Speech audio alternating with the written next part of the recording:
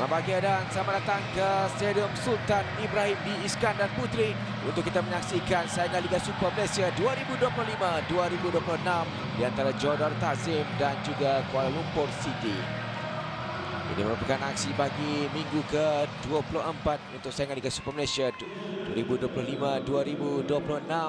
Nacho Mendes hantar kepada Corbin Ong, hantaran dari Corbin Ong. Bagaimana ada sentuhan yang berjaya sebenarnya dilakukan oleh Marcus Gulme. Namun sedikit tersasar di sebelah kanan gawang KL City. Perhatikan hantaran daripada Corbin Ong. Mujur tampanan yang tidak begitu kemas dari Marcus Gulme. Agia Kici.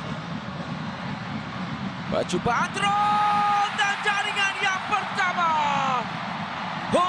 Cukup tepat tendangan yang dilakukan oleh Agia Kici. Pemain yang berasal dari Spanyol ini berusia 32 tahun. Tak mampu dilakukan apa-apa oleh Quincy Cameron. Dia hanya mampu melihat saja ketepatan kelajuan tendangan yang dilakukan oleh Agia Kici bagi meletakkan JDT satu gol di hadapan. Agia Kici buka ke sebelah kiri, sekali lagi Corbin Ong. Umpanan untuk Nacho Mendes. Masih lagi Nacho Mendes.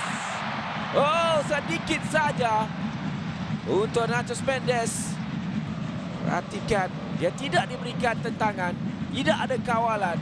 Namun pressing yang dilakukannya sedikit tersasar di sebelah kiri gawang.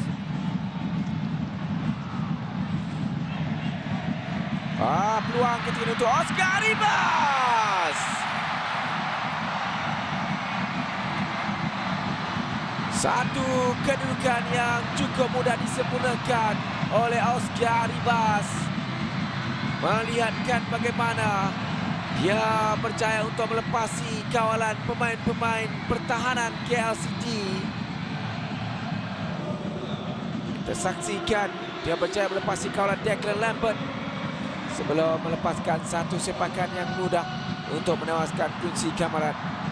Kali yang kedua pada separuh masa pertama ini oleh pemain JDT. Nacho Mendes di sebelah kanan itu tidak ada kawalan ke atas Ribas. Ribas dijatuhkan.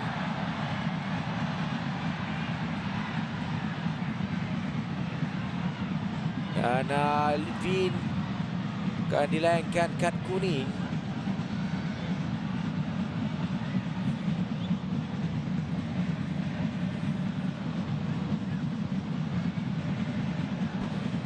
Metro Litvin, pemain tinggi lampai dari Ukraine ini. Kita perhatikan. Dia menjatuhkan Oscar Ribas yang sebenarnya sudah pun berjaya melepasi Kamal Azizi. Kad merah dilayangkan kepada Litvin. Kini KL City semakin sukar. Safawi Rashid akan mengambil sepakan ini agak jauh dari kedudukan yang dia dikasari dari Safawi. Tak ada tiang. Safawi Rashid hampir-hampir untuk menghasilkan jaringan pertama bagi KL City. Nacho Mendes memenangi kawalan bola. Matthew Davis untuk Thiago da Silva. Peluang untuk JDT dan Stuart Wilkin memanfaatkan peluang di hadapan gawang yang sudah terbuka untuk jaringan yang ketiga bagi Johor Darul Ta'zim. Stuart Wilkin,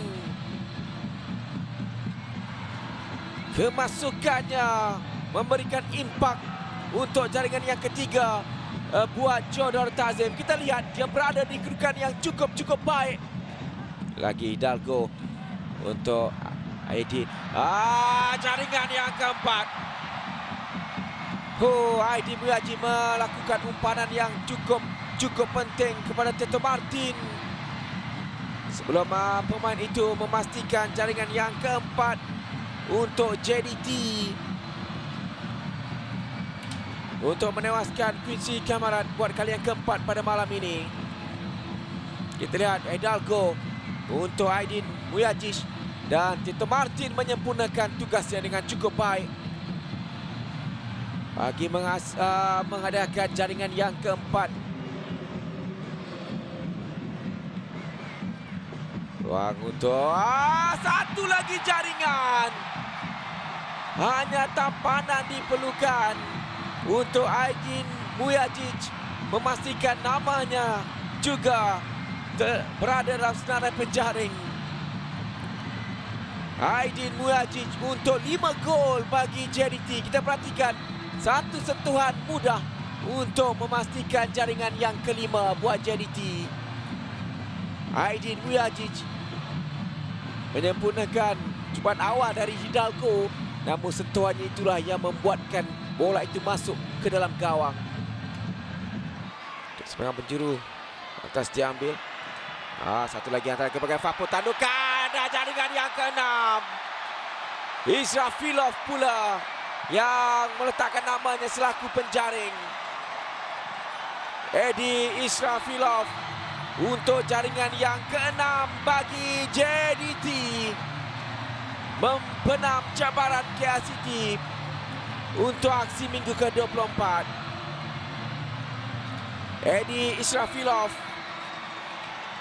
dia naik ke atas untuk melakukan tandukan dan terus berjaya menghasilkan jaringan.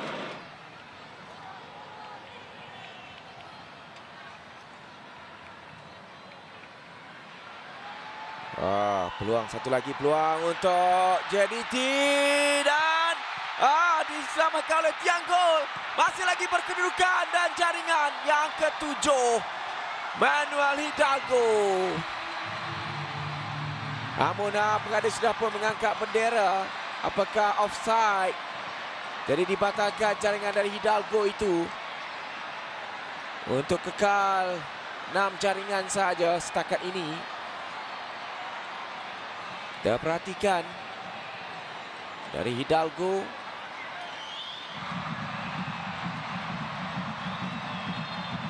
Jaringan diberikan untuk jaringan yang ke-7 bagi Manuel Hidalgo.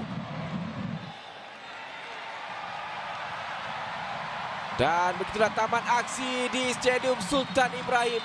Menyaksikan 7 gol terhasil untuk JDT membenam cabaran KL City bagi aksi minggu ke-24 ini. Jadi keputusan penuh di Stadium Sultan Ibrahim menyaksikan Johor Darul Takzim menewaskan Kuala Lumpur City dengan keputusan 7-0.